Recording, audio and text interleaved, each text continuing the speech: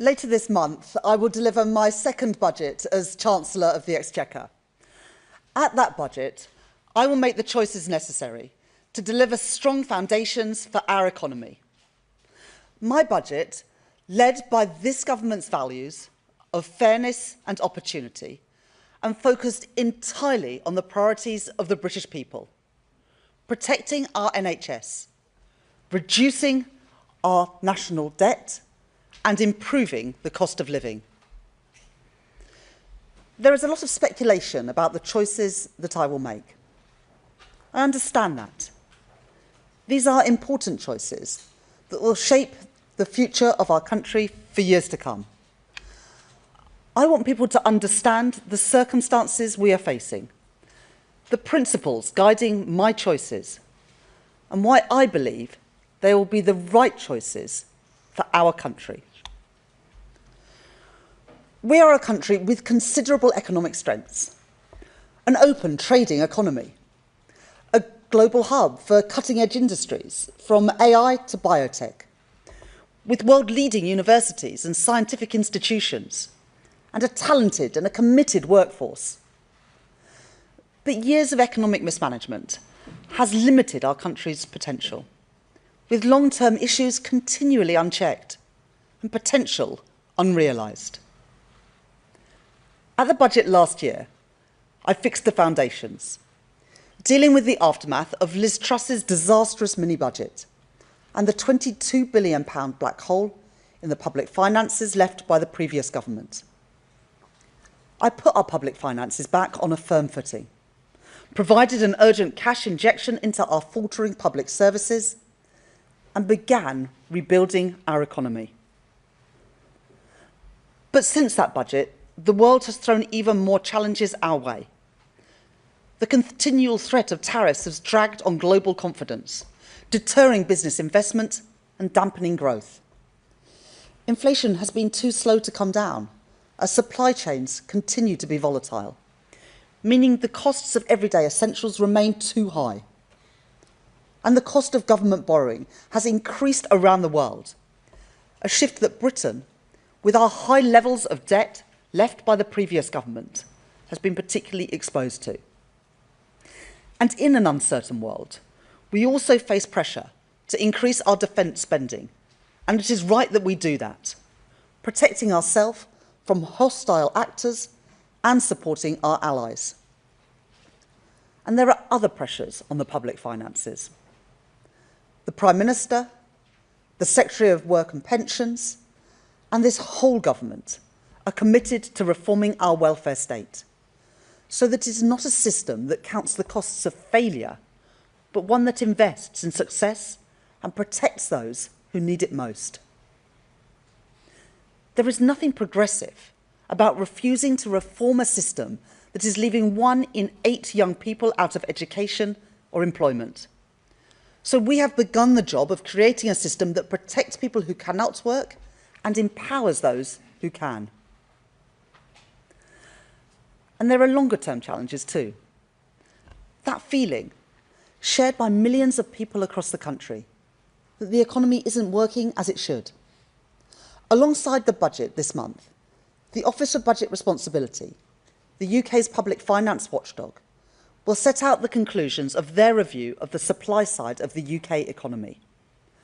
I will not preempt those conclusions, but it is already clear that the productivity performance that we inherited from the last government is weaker than previously thought. A less productive economy is one that produces less output per hour worked. That has consequences for working people, for their jobs, and for their wages. And it has consequences for the public finances too, in lower tax receipts. It's not a question of how hard people work. Poor productivity means that we're putting in more, but getting out less. It means too many businesses and workers don't have the tools that they need. Trains that run on time, broadband that's fast and reliable, access to new technologies, or proper training so people have the right skills for the job. For a long time, commentators have talked about Britain's productivity puzzle. But it's not a puzzle. The causes of our economic underperformance are well understood. The chronic stop-go cycle of public investment has left us with roads full of potholes, high energy prices, and unstable conditions for vital business investment in skills and technology. And long-term failure to invest in our regions has built growth on a narrow base, with some parts of the country forging ahead, while others fall behind. The truth is that previous governments have not adequately faced up to these challenges. Too often, political convenience has been prioritised over economic imperative. The decision to pursue a policy of austerity after the financial crisis dealt a hammer blow to our economy, gutting our public services and severing the flows of investment that would have put our country on a path to recovery. The years that followed were characterised by instability and indecision, with crucial capital investment continually sacrificed and hard decisions put off again and again. And then a rushed and ill-conceived Brexit that brought further disruption, as businesses trying to trade were faced with extra costs and extra paperwork. All this meant that when the pandemic arrived, our country was underprepared, our public services weakened and our economy fragile. And we finished the pandemic with higher death rates and higher debt than our peers. This isn't about relitigating old choices. It's about being honest with the people about the consequences that those choices have had. It is my job to deal with the world as we find it, not the world that I might wish it to be. Not to commentate or to speculate, but to act. In my May's lecture last year, I set out our plan for solving our productivity problem through a programme of stability, investment and reform. And when I became Chancellor, I began to put that plan into action, stabilising our public finances, making the tax and spending decisions to get debt down and to fund our public services sustainably, changing the fiscal rules to increase public investment by £120 billion over the course of this Parliament, and crowding in private investment too, for road and for rail, for housing and nuclear power, and reforming our economy, ripping up the planning rules so we can build housing and infrastructure right across the country, bringing the brightest and the best to our shores with a new visa regime, and signing trade deals with the EU, the US and India to help businesses export around the world. We've begun to see the results of those plans in falling interest rates and falling NHS waiting lists, in rising wages and rising investment. But I know that real progress takes time. Our growth was the fastest in the G7 in the first half of this year. I don't expect anyone to be satisfied with growth of 1%. I'm not, and I know that there is more to do. The first part of our planning reforms will add an additional £6.8 billion to the size of our economy in the next 5 years. But the next part, our planning bill, must complete its passage through Parliament before it can make a difference. Interest rates, which rose from 0.1% to 5.25% in the last Parliament, have now been cut 5 times. But at 4%, they are still a constraint on business borrowing and a burden on family finances. Inflation is already much lower than the double digits seen under the previous government. And the choices I make in this budget this month will be focused on getting inflation falling and creating the conditions for interest rate cuts to support economic growth and improve the cost of living.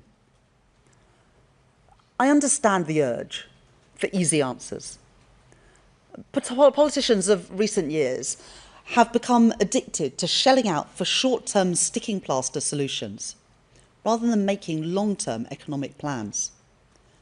They were irresponsible then. And those who continue to push for easy answers are irresponsible now. The UK's national debt now stands at £2.6 trillion, equivalent to 94% of GDP. Before the mini-budget, our borrowing costs were in the middle of the pack of advanced economies. But now we have the highest borrowing costs of any G7 country. Today, 1 in every £10 of taxpayers' money is spent on debt interest. Not paying that debt down, but just paying the interest to our creditors. At the budget last year, I changed the fiscal rules to strike a careful balance, to invest more in capital alongside a credible plan to grow our economy and bring debt down within this Parliament. That was the right decision, to break the cycle of low productivity and low growth. But that additional investment can only be delivered because markets know my commitment to the fiscal rules is ironclad.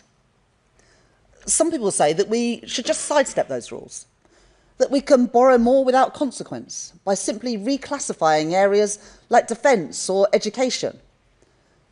But no accounting trick can change the basic fact that government debt is sold on financial markets. There are limits on the price that banks, hedge funds and pension funds are willing to pay for our debt. And we are competing constantly with other countries also selling debt.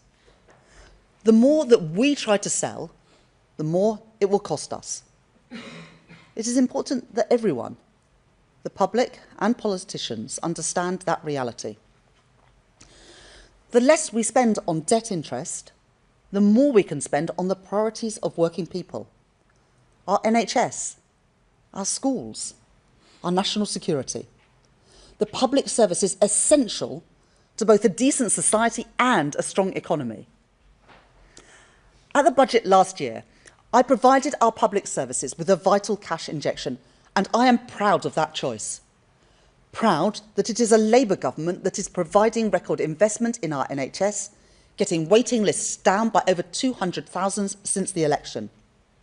Proud that it is a Labour government that is investing in our children through the rollout of free breakfast clubs and free school meals. And proud that it is a Labour government that is funding our armed forces and remains resolute in our NATO commitments. The alternative is to row back on those investments, to return to the cycle of austerity and decline, which is what got us here in the first place, passing the cost of government failure onto communities and families, stifling our economic growth and weakening Britain's foundations in an unstable world. I will not repeat those mistakes. But if we want strong public services in the decades to come, then we must recognise that productivity and efficiency are not only a challenge for business, they are a challenge for the public sector too. At the spending review, I announced £14 billion of efficiencies per year to be delivered by 2029. Cutting government spend on consultancies, getting rid of bureaucratic quangos and regulators, and driving efficiency through AI and digital technologies.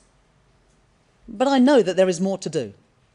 In the budget and beyond, I will continue to drive for more productive and more efficient public services right across government, making savings and rooting out waste wherever I find it. Now, my opponents will tell you that they could do more.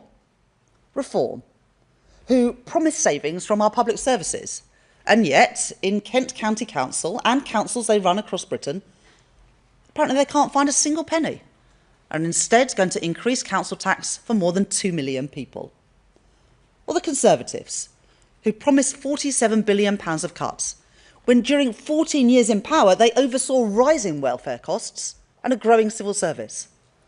What were they doing for 14 years? Let us be clear. There is no way that cuts on that scale, equivalent to cutting our entire armed forces, or cutting every single police officer in the country, twice over, could be delivered without devastating consequences for our public services.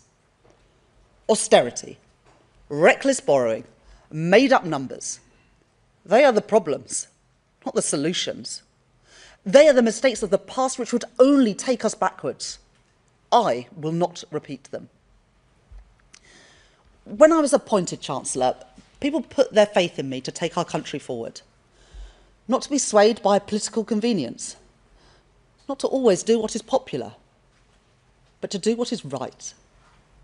At the budget, I will continue to deliver on the priorities of the British people. cutting NHS waiting lists, cutting the national debt, and cutting the cost of living. And in the context of the long-term challenges on our productivity and heightened global uncertainty, any chancellor of any party would be standing here today facing the choices that I face. The difference is in the priorities and the values that will guide those choices. Mine will be a budget for growth, with fairness at its heart, and a budget that supports businesses to create jobs and to innovate. As I take my decisions on both tax and spend, I will do what is necessary to protect families from high inflation and interest rates, to protect our public services from a return to austerity, and to ensure that the economy that we hand down to future generations is secure, with debt under control. If we are to build the future of Britain together, we will all have to contribute to that effort. Each of us must do our bit for the security of our country and the brightness of its future. There is a reward for getting these decisions right. To build more resilient public finances with the headroom to withstand global turbulence. Giving business the confidence to invest and leaving government freer to act when the situation calls for it. To continue to invest in our infrastructure and our industry to build a stronger economy. And to get the cost of borrowing down, spending less on debt interest and more on schools and on our health service. The Office of Budget Responsibility will make their forecasts at the end of this month. But let's be clear about what forecasts are. They're not visions of the future. They are a look in the rearview mirror. The OBR rightly make their predictions based on the data that has gone before. But I do not believe that our past has to determine our future, or that a stuttering economy, poor productivity and falling living standards is somehow Britain's destiny. A brighter future is within our grasp.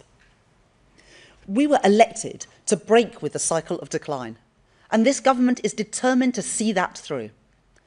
So we will go further and faster on planning, on the industrial strategy, on reforming regulation, all to deliver growth throughout our economy in all parts of our country. We will bear down on waiting lists, on the cost of living, and on the national debt, which compound these challenges. And when that requires hard choices, we will act, guided by the interests of working people. We were elected on a commitment to put country before party, the national interest before political calculation. And whatever challenges come our way, whatever challenges come my way, we will not be swayed from that. At the budget this year, I will continue to build the strong foundations to secure Britain's future, for a fairer Britain, a more prosperous Britain, a Britain with an economy that works for everyone. Thank you very much. I'll now take questions from people. Start with Beth Rigby from Sky News. Thank you. Chancellor, you made history in your last budget when you increased taxes by £40 billion in the biggest tax-raising budget in over a generation. You said at the time it was a once-in-a-parliament tax-raising budget, and you told me explicitly Labour would stick to our manifesto commitment not to increase taxes that working people pay. Today, do you still stand by both those promises? And if you can't or if you won't, aren't you making a mockery of the voters that put their trust in you at the general election? Thank you. Thank you very much, Beth. I will set out the individual policies at the budget on the 26th of November. That's not what today is about. Today is about setting the context for that budget. And your viewers can see the challenges that we face, but the challenges that are on a global nature. And they can also see the challenges in the long-term performance of our economy. And the Office of Budget Responsibility will set all that out. So they've done the review of the supply side of the economy. That looks at the past, but they use the past to predict the future. And as Chancellor, I have to face the world as it is, not the world that I want it to be. And when challenges come our way, the only question is how to respond to them, not whether to respond or not. And as I respond at the budget on the 26th of November, my focus will be on getting NHS waiting lists down, getting the cost of living down, and also getting the national debt down. Robert Peston from ITV News. Chancellor, good to see you. You've just made the case, in effect, for raising taxes by tens of billions of pounds. The HMRC stats don't lie. If you do that, you will have to put up taxes for millions of people, including those you call working people, won't you? Well, today is not about individual choices. They will be set out in the usual way in the budget. But what I want people to understand as we go into that budget is the circumstances which we face, and that is circumstances of great opportunities for our country, for the reasons that I set out, but also big challenges. And as Chancellor, I could do what previous governments have done, which is to sweep those challenges under the carpet, to cut capital spending, to make the numbers add up. But then we'd be back here in a year or in 5 years' time with productivity still on its knees, growth underperforming compared with our peers, and the national debt continued to rise. So I'm being honest with people that at the election I said that we would put the national interest first. People can see that things are changing, that the global circumstances are challenging, and I hope they will see at the budget on the 26th of November that the focus on getting the debt down, getting NHS waiting lists down, and getting the cost of living down, which continues to be people's number one concern, are the priorities that I will be focusing on. Neil MacDonald from Channel 4 News. Hello, Chancellor. Concerns about the OBR's assessment of productivity have been around for years and years and years. You must surely have known this problem was lurking out there. Does that mean that you should have been clearer with people at the time of the election that you might have to put up taxes to deal with that problem? Well, we did increase taxes last year at the budget to fill the £22 billion black hole in the public finances. Chancellor, of course, has to use the independent forecasts of the Office of Budget Responsibility, and we used those last year at the budget, at the spring statement, and at the spending review. But of course, it is their right to change those forecasts. But the most important thing is that we use those forecasts to underpin a budget or a spending review. And in fact, when a Chancellor decides not to do that, you go the way that Liz Truss and Kwasi Kwarteng did, where they wouldn't even allow the OBR to do a forecast. I have respect for independent economic institutions, whether that is an independent Bank of England or an independent Office of Budget Responsibility, and that's why I use their forecasts in the way that we should. But they will update, as we all know, their view about the supply side of the economy. They will set out the reasons for doing that and the reasons for their new assumptions on total factor productivity, the productivity predictions for the forecast. But forecasts are by their nature based on past data. I don't believe that the past is our destiny. I believe and I'm determined to defy those forecasts, but it is right that we use those forecasts to underpin our economic policy. Otherwise, I'm afraid it is the road to ruin, which is the road that Liz Truss and Kwasi Kwarteng chose, which is why we still have higher borrowing costs than every other G7 economy. That was not the case before that mini budget. I'm determined to bring those borrowing costs down and to bring our national debt down. So instead of spending £1 in every £10 of taxpayers' money on servicing our national debt, we can put that money to good use in our public services. Chris Mason from BBC News.